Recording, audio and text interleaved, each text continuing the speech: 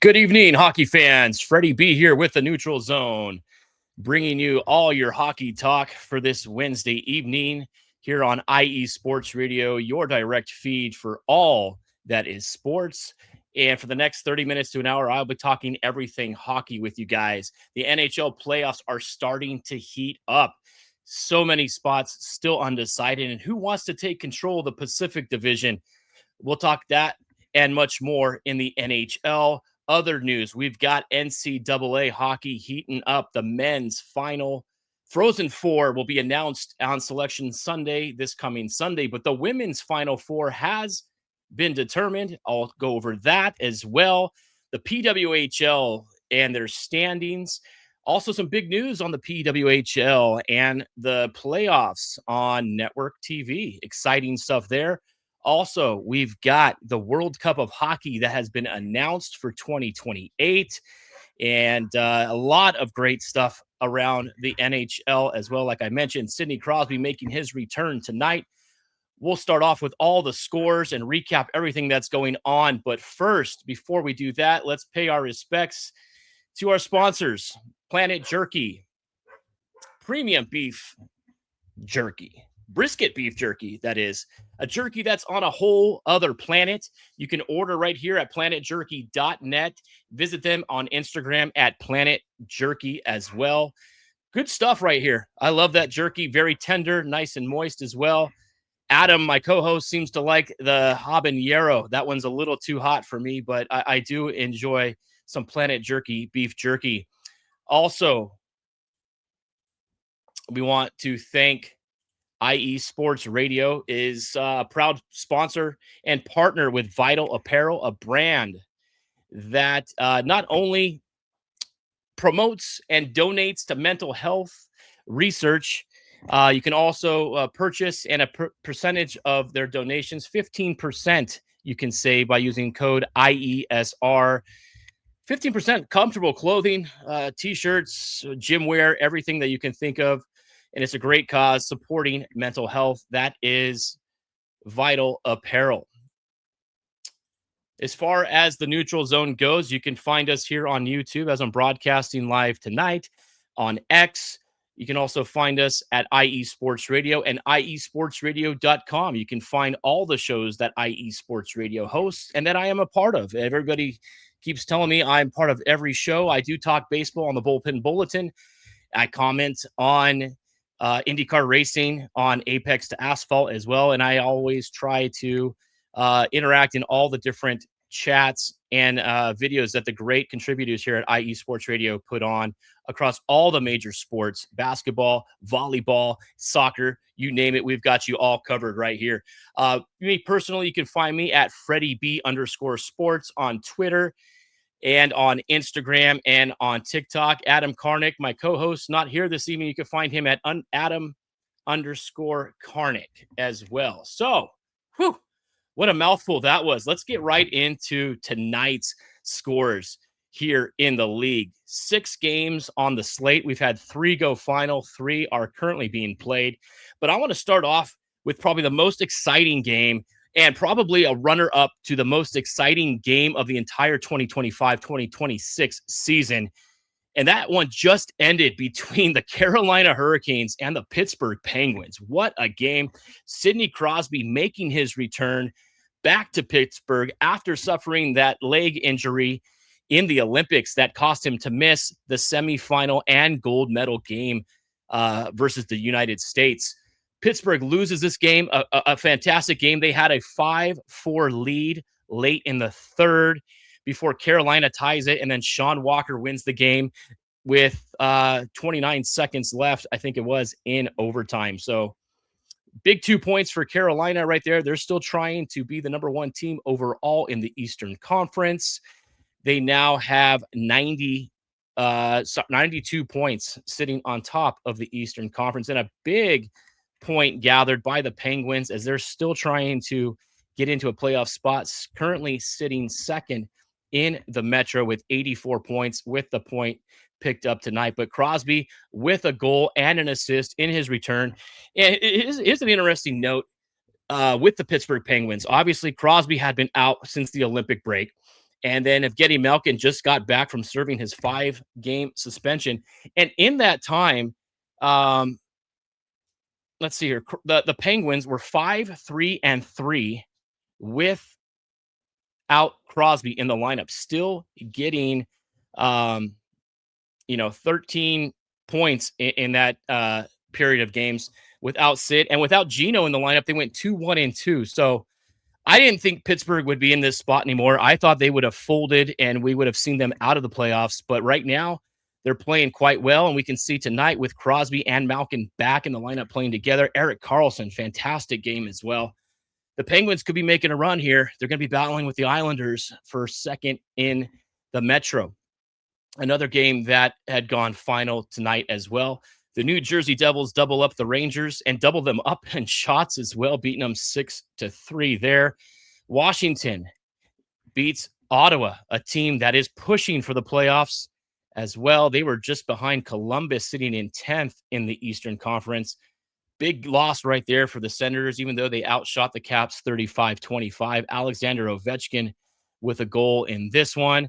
He now has 25 goals on the season. The old man continues to put up goals at record pace and just continuing his all-time goal record. Those are all the games that have gone final. Right now we have in the second period, St. Louis and Calgary tied at 1. Big game in the Central where the Avalanche are hosting the Stars. Avalanche had a 1-0 lead, but Jason Robertson just got his 37th of the season. They are tied right now at 1 with about 12 minutes left to go in the second. And down in Anaheim, do the Anaheim Ducks want to win the division, or are they just going to let this thing slip away? It's been in their grasp, but not playing well as of late. They trail right now after 1 to the Philadelphia Flyers, 1-0. Luke Glendening with the goal for the Flyers in that one. So if we take a look at the current standings right now across the NHL, we got the Buffalo Sabres still leading the Atlantic Division with 90 points. Tampa Bay behind them with 86. Tampa does have 2 games in hand, but Buffalo did beat Tampa in that big game a couple of weeks ago. So they do have a tiebreak advantage on that. And then Montreal, 84 points right now, sitting third in the Atlantic. Speaking of Montreal, Cole Caulfield last night recorded his 40th goal of the season. And an interesting fact on this one as well for Cole Caulfield, he is the first 40-goal scorer for the Montreal Canadiens since Vinny Damphousse in 1993-94. We're talking, quarter century since the last time a Montreal Canadien put 40 goals in the net. In the Metro Division, Carolina, they did pick up the win tonight. They have 92 points now. Pittsburgh now with 84 in second, and the Islanders with 83. The 2 wildcard teams are the Boston Bruins and the Detroit Red Wings, both with 82 points. And then the Columbus Blue Jackets, who may make a sneaky insertion into the power rankings this week, right now with 81. So that's the Eastern Conference right now as a whole. Over in the West, Colorado still leading in the Central with 97. Again, they're playing Dallas right now. Dallas with 94, just below them. And then Minnesota with 90 points as well. Those 3 teams have been the cream of the crop in the Western Conference and pretty much the entire NHL all season. It's just a shame that, like we've talked about before, the second and third place team in this division are going to play each other in the first round of the playoffs. One of them will be knocked out. And in the second round, Colorado gets the other one. So it sucks that you're going to have 2 top teams in the Western Conference out after the first 2 rounds of the NHL playoffs. But until they go to a standard 1-8 format, I think we're going to have some teams sometimes get eliminated a little bit earlier than we would hope for. In the Pacific, the Anaheim Ducks and Edmonton Oilers both have 77 points. The Ducks, however, do have 2 games in hand on Edmonton, and Vegas sitting in third with 76. In the Pacific as well, Seattle and Los Angeles both with 71. Seattle currently the second wild card team. The Kings tied in points, but Seattle does hold the tiebreak advantage. And then you have the Utah Mammoth with 76 points. I've said it before. I think they're solidly going to make the playoffs in that first wild card slot.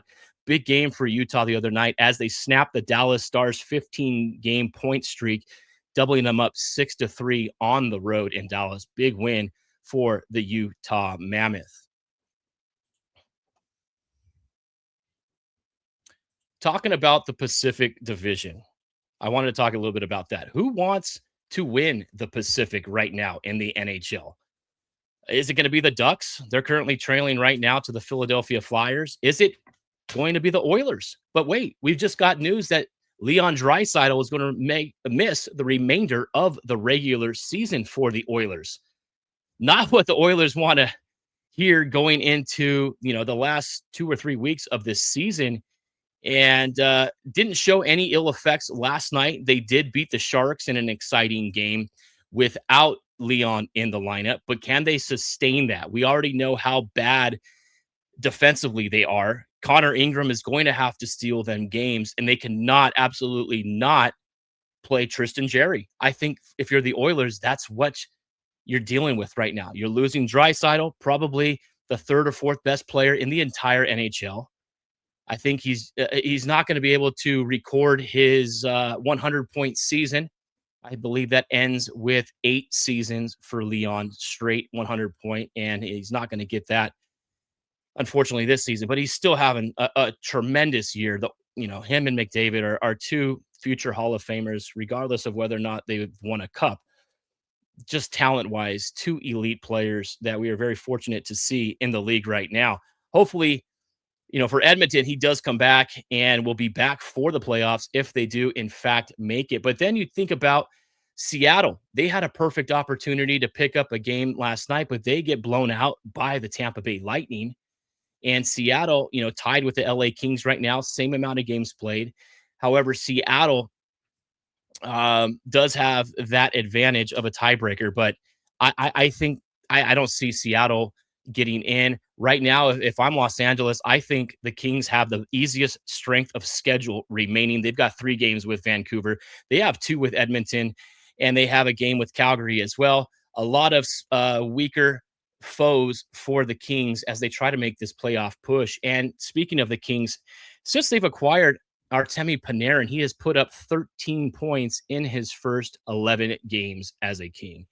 Everything we expected of the bread man, and he is delivering for the Kings. And the Kings are playing a lot better since the firing of Jim Hiller. Everything that DJ Smith has done has worked wonders. They made a great trade. I think, what they did pick up, what was big, and it's helping them right now. They are trying to make that playoff push. I don't know what we're going to see of the Sharks. They could be just floundering. They're going to make a push, but I don't think strong enough to get in. And then Vegas just continues to disappoint. They can't figure out how to score right now. They lost 2-0 to the Buffalo Sabres last night at home. Even though they are struggling, they're still only 1 point out from leading in the division. It's just nobody wants to win right now. And we might see a team like the Kings that get in and maybe can get in and finish like in a second or third position. That would be outstanding for me, as long as it's not another Kings Oilers first round playoff picture. But yeah, it's quite crazy right now what we're seeing in the Pacific. And then over in the Eastern Conference as well, Columbus making a big push. They're trying to get in. Boston and Detroit starting to falter a little bit. Both of them just 1 point ahead of Columbus right now for that final wild card spot. Tampa Bay still playing fantastic. Same with Carolina and Montreal, Pittsburgh, and the Islanders. Right now, put the wrong stat on there. We're going to go over my power rankings. A little bit of change since last week. Even in the top 5, I've rearranged them a little bit. So right now in the power rankings, let's see here. Coming in at number 10, and this is because of the return of Sidney Crosby and the way they had played without Crosby leading up to this point. They are at number 10, again, 84 points, just behind Carolina in the division. Montreal in at number 9. Like I said, Cole Caulfield, that 40-goal mark for him. I think Montreal is a tough team. I wouldn't want to be playing them in the first round of the playoffs if it gets to that point. Utah coming in at number 8. the Mammoth just continue to win. They're getting great goaltending, timely scoring, good defense. They're going to end up playing the number one team out of the Pacific Division. Don't know who that could be right now. It could be the Ducks. It could be Vegas. It could be Edmonton. It could be somebody else. So Utah still playing really well. I think they're solid in the playoff picture. The New York Islanders coming in at number 7. Minnesota Wild coming in at number 6. Still playing fantastic hockey. Winners of 2 in a row. 90 points right now. Sitting 3rd in the Central. The Tampa Bay Lightning, like we said, 4 points behind Buffalo with 2 games in hand. Big win for Tampa last night, putting up a 6-pack against Seattle. Number 4, Carolina Hurricanes. They are the number 1 team in the Eastern Conference, but the number 3 team right now in the power rankings, the Buffalo Sabres, have taken them over in the power rankings. Buffalo with a legitimate chance to win the Eastern Conference, which nobody would have thought about this in December. I mean, the incredible run that they've been on, and they are dominating right now. I watched that game against Vegas last night, pretty much the entire game. And they were on the opposite side of a couple of bad calls as well, had to kill off some big penalties, especially late in that game. But Buffalo really, dictating the play. The youth is playing fantastic, mixed in with the veteran leadership of Tage Thompson and Alex Tuck and Jason Zucker. We're seeing guys like Josh Doan really stepping up their games as well. Rasmus Dahlin, a fantastic defenseman. And Ukko-Pekka Luukkonen, big shutout last night, his first of the season. I really like Buffalo to possibly win the entire Eastern Conference. That would be something simply incredible. Lindy Ruff, a fantastic coach. He's done an amazing job with the Sabres. Let's get that Buffalo bus riding. Coming in at number 2, the Dallas Stars. Right now, again, they're playing Colorado tonight, sitting just 3 or 4 points behind Dallas at this time. Big game. They lost to Colorado in overtime a few weeks ago. A win in regulation could be huge for the Stars. And then they're playing the number 1 team in the power rankings, the Colorado Avalanche. They've been there the entire season. I'm starting to question the Avalanche goaltending. Mackenzie Blackwood and Scott Wedgwood still playing great, still leading amongst NHL goaltenders in all of the stats. But I don't like the amount of goals that I'm seeing them give up as of late. We're not seeing those dominating wins that we were accustomed to in the first half of the season. So Colorado, they've been atop the Central this entire time, but they may have peaked a little too early. Could it be possible? I don't know. They still have, the firepower with McKinnon and Natchez and Makar. I think they're fine. I wouldn't want to be playing them. If you're the Kings or Seattle or San Jose or whoever it is that finishes in that number 2 wild card slot, you're definitely going to have your hands full with the Avs, assuming that they do end up winning the Central Division. But we'll see. We'll see what happens. I'll give another update as we go on in just a little bit on that Dallas Stars and Colorado Avalanche game. So, yeah, the power rankings, again, just what my feeling is on what I'm seeing around the league right now. A couple of teams that could have been in there that have dropped out as well. The Boston Bruins and Detroit Red Wings both are not in the power rankings right now. Neither are the Anaheim Ducks. They're just sitting right outside. I need to see more consistency out of them.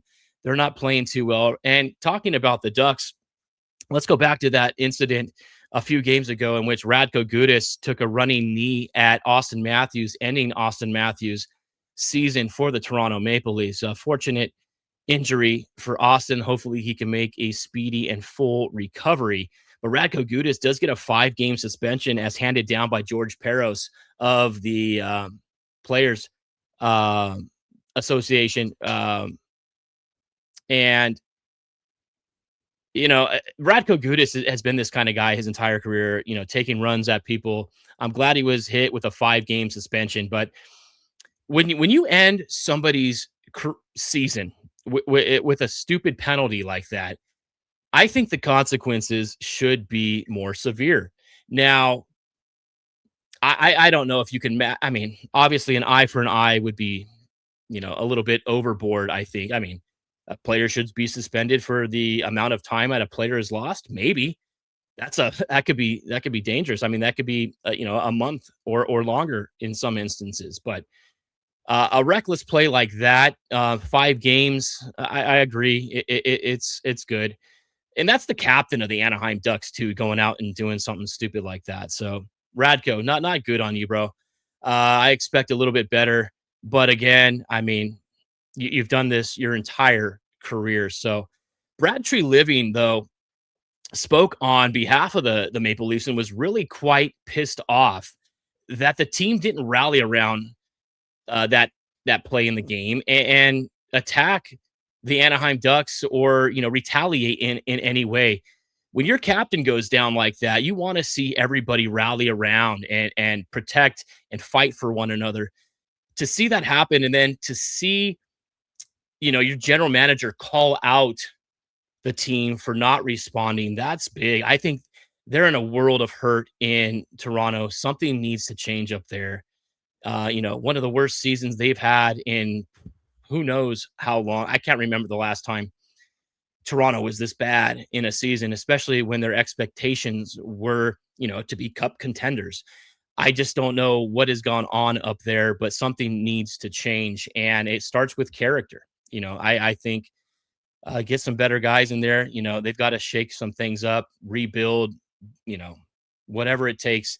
Toronto fans deserve better. It's been since 1967 since they've hoisted Lord Stanley's Cup. So they have been aching for a championship up there in Toronto. I feel bad for them. Another interesting fact that I wanted to pull up real quick before I go into NCAA hockey, and that is Nikita Kucherov, 111 points this season. This is his fourth straight season with 100 points, becoming only the seventh player in NHL history to have four straight 100-point seasons. So, Kuch, fantastic season. He's always going to be up there, for the Hart. But when you've got guys like McDavid and McKinnon, it's hard to stand out above them. But I mean, for what he's done, leading Tampa Bay for as long as he has, he's got to be top three consideration for the Hart at the end of the season.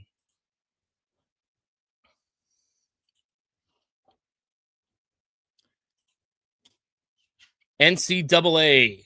This is the best time of the year. We've got March Madness in college basketball. We started with the announcement on Selection Sunday. We've had the few play-in games over the last couple of nights. Men's basketball starts tomorrow in the field of 64. But on hockey side of things, the women's Final Four, Frozen Four, has been decided, and it is going to be number 1 Ohio State taking on number 5 Northeastern in the first game of that tournament. And in the second game, the 2025 defending champion Lady Badgers of Wisconsin against the number 3 seeded Penn State Lady Nittany Lions. Fantastic stuff right there.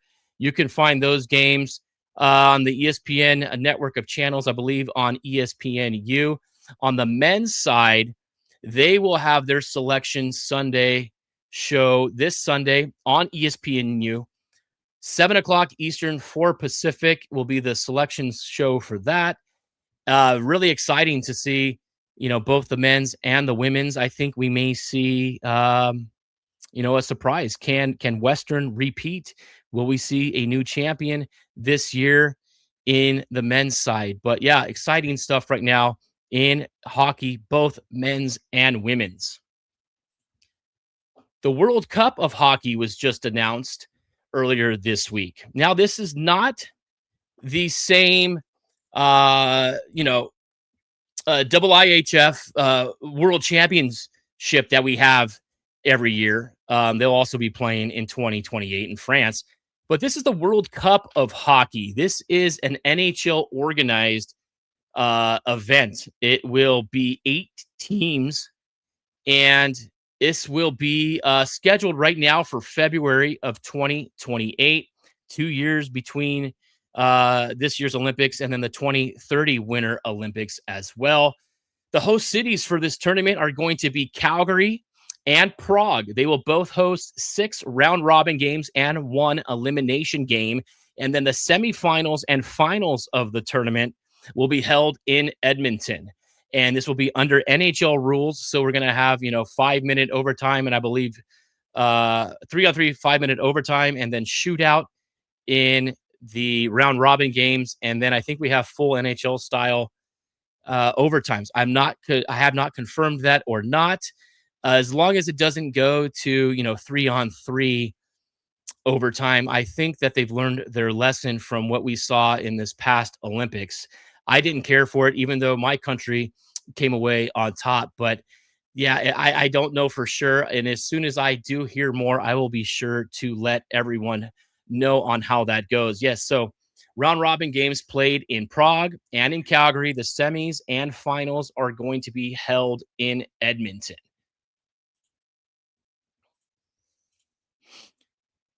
We've got PWHL news right now. Big stuff coming down earlier this week, as well as we've got a national televised broadcast in the United States for the first time for the PWH finals. The Walter Cup is set to happen in May.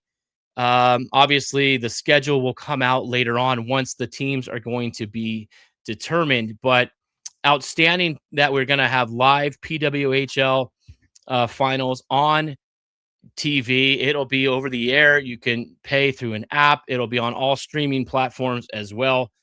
126 million U.S. households.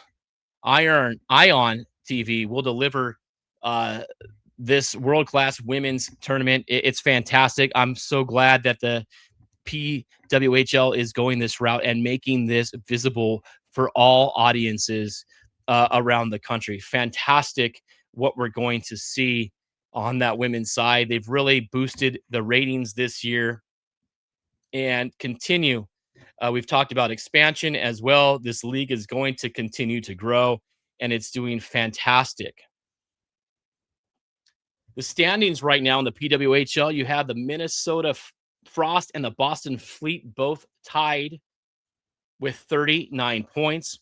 The Montreal Victory, as Adam likes to call them, with 36 points, and the Toronto Scepters in 4th right now with 31 points. The Ottawa Charge, 28. Right below them, the New York Siren with 27 points. And then you have the 2 expansion teams, the Vancouver Golden Eyes with 21, and the Seattle Torrent rounding up the 8-team league with 19 points right now. So big stuff in the PWHL as well. Their playoffs are starting to heat up. That's going to be a fantastic tournament, and I cannot wait for that to be live and for everybody to watch on local network TV. Ion and the PWHL, again, going to be hosting that. So that's a little wrap up of the week that was here in the NHL and across all hockey for that matter. We've covered men's and women's college hockey, the women's Frozen Four. The men's will be determined this weekend. The World Cup of Hockey announcement. The NHL is on fire right now. So many teams in contention. I'm really focusing on the Pacific Division because that's where my Kings are at. I think they're going to end up getting in and making a playoff push and getting into the playoffs. Right now, over in Anaheim, the Flyers are up 2-0 on the Ducks halfway through the second period. This could be a big game for the Flyers and a really bad loss for the Ducks. The Flyers, this would give them 76 points. They would be 6 points behind Detroit for that final wildcard spot. The Flyers not out yet. They still have a chance to make a crazy playoff push. But for the Ducks, these are big games, and you cannot let these points go to waste. I hate 3-point games, especially when it comes to playoff time and you're trying to catch other teams in the standings. Yeah, you really want these games to end in regulation. So as a Kings fan, I hope that the Flyers can pull this off and win this in regulation and make things a little bit tighter in the Pacific. Colorado and Dallas remain tied. 18 seconds left to go in the second period there. And 1-1 in Calgary between the Blues and the Flames. They are at the second intermission. Real quick, the NHL stat leaders, Connor McDavid leads all scorers with 115 points. Nathan MacKinnon leads all goal scorers with 45 goals. Cole Caulfield with 40. Kirill Kaprizov, 38. Matt Boldy, 38. Teammates in Minnesota. Connor McDavid with 37. Cooch, 37. Wyatt Johnson, 37. And tonight, Jason Robertson of the Dallas Stars also picking up his 37th goal. Connor McDavid leads with 78 assists, followed by Nikita Kucherov, Nathan MacKinnon, Leon Draisaitl, and Quinn Hughes. For defensemen, Evan Bouchard continues to lead all defensemen in scoring, 78 points. Zach Werenski and Lane Hudson both tied with 69 points. Cale Makar with 68, and Quinn Hughes rounds up the top five with 67. As far as rookie scoring goes, in points, Ivan Demidov for the Montreal Canadiens with 52 points. Beckett Seneca, the Anaheim Ducks, 51.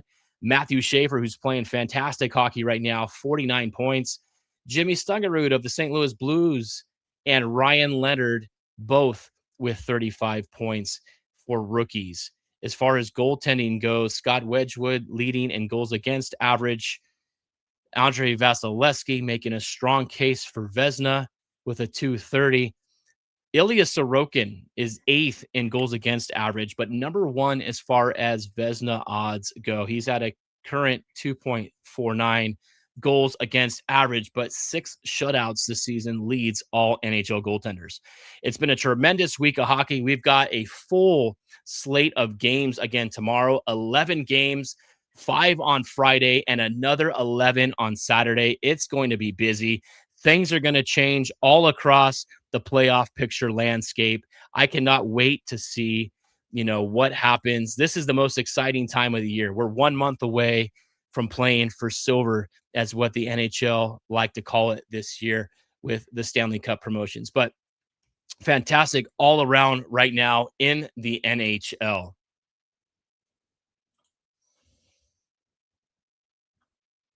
And as we get ready to wrap up tonight's show, again, please follow us on all of our platforms, iesportsradio.com, IESR, the neutral zone, IESR, and IE Sports Radio as well on Twitter, X, and on TikTok. You can find me, Freddie B _sports at Twitter, X, Instagram, and TikTok, and Adam Karnik at Adam _Karnik. Again, this has been Freddie B for the Neutral Zone and IE Sports Radio, your direct feed for all that is sports. And I want to say, have a great night, everyone. Hopefully my partner will be back next week. It's tough. He's a couple hours time difference away, and with family and stuff like that, it's not always easy to get together at the same time and do this thing and talk puck. But for anybody that is out there, feel free to message and DM us and visit the website, comment. We like all the feedback we can get regarding the Neutral Zone and all the other shows on IE Sports. Again, this is Freddie B. Thank you again, Larry B, for everything that you do and all the great shows that you bring us and direct for us here at IE Sports Radio. But this is the Neutral Zone. I am signing off, everyone. Have a great night.